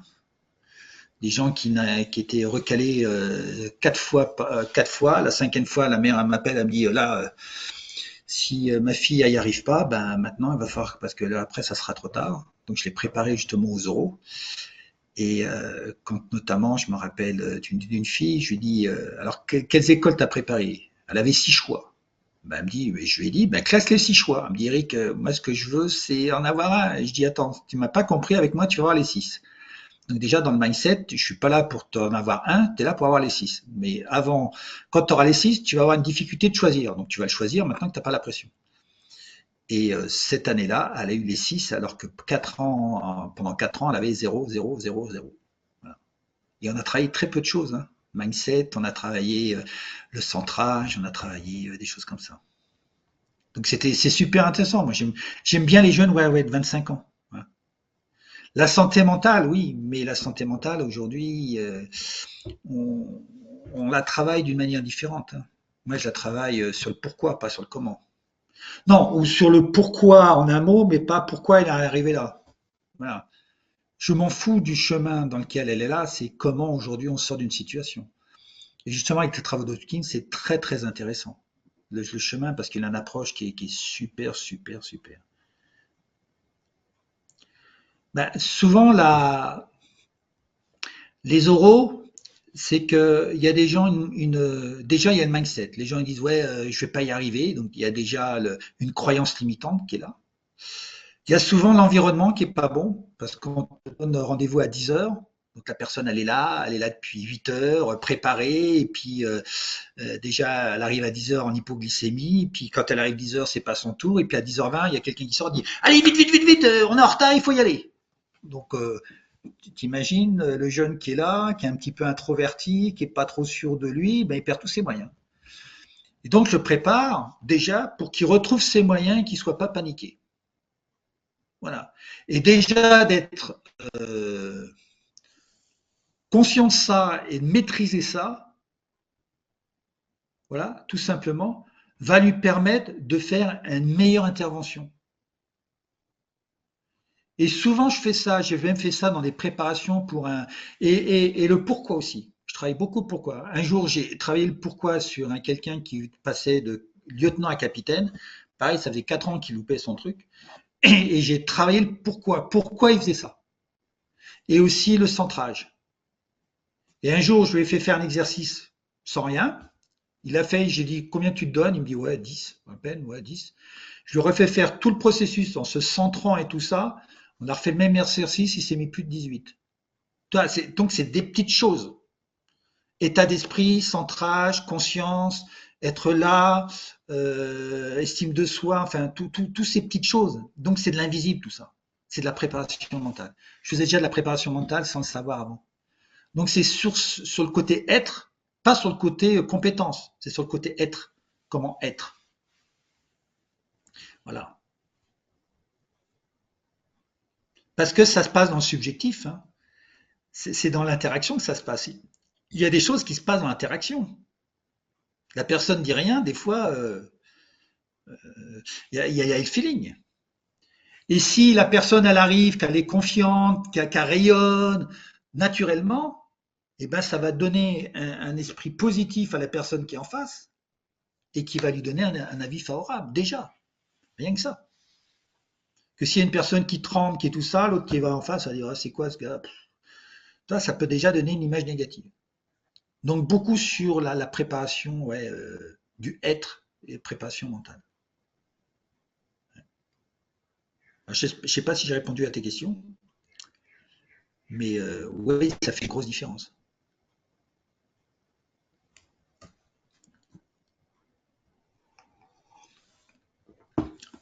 Et souvent, la différence, qui fait la différence, c'est des petites choses. Et on va chercher les grandes choses.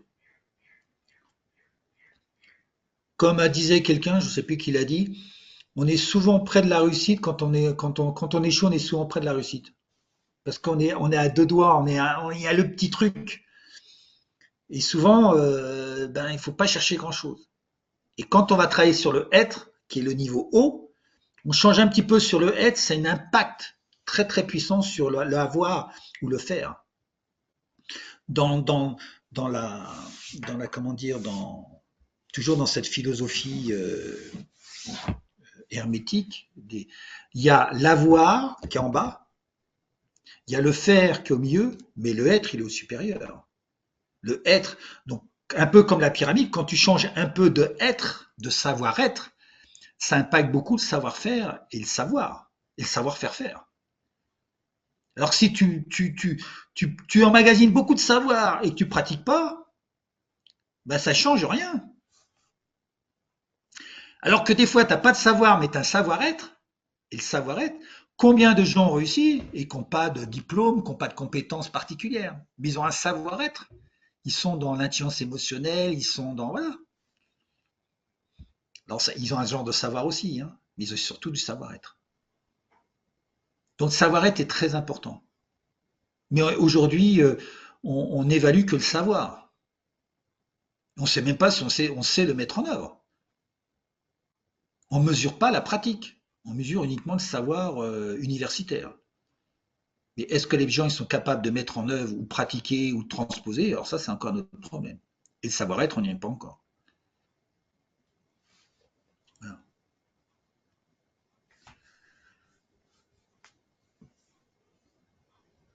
Mais je savais pas, tu vois, mais plus ça va, plus j'avance, hein, que le savoir-être avait une aussi grande puissance au niveau énergétique. Voilà. Et je le vois bah, tu verras si tu revois le webinaire de la semaine dernière ou si tu lis Hopkins, c'est impressionnant. C'est impressionnant. Parce que là, on est en 10 puissance. C'est pas une chaîne linéaire. Hein. Quand tu passes de 175 à 200, qui est entre l'orgueil et le courage, tu dis ouais, 25 c'est rien. Non, c'est 10 puissance 25. Donc 10 puissance 25, je ne sais pas combien ça fait, mais ça fait des millions ou des milliards. Hein. La différence entre une énergie négative et une énergie qui est neutre, qui ne parle même pas de neutralité. La neutralité, c'est 200, 250, je crois. Mais c'est le point de basculement, le courage.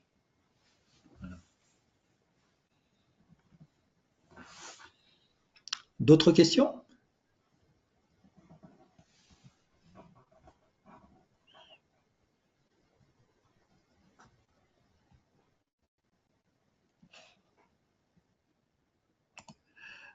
Alors, je vais faire comme d'habitude, je vais compter jusqu'à 3. S'il y a des questions, vous y allez. Hein. Ça, je compte à 3. Et puis, ben, si on va se quitter, ben, je vais vous souhaiter déjà une bonne journée, une bonne soirée, un week-end qui va arriver. Et puis, je vous dis à très bientôt. Voilà. Donc, je fais 1, 2, 3. Bonne soirée, à très bientôt. Au revoir. Bye. De rien, Annie, à très bientôt. Au revoir.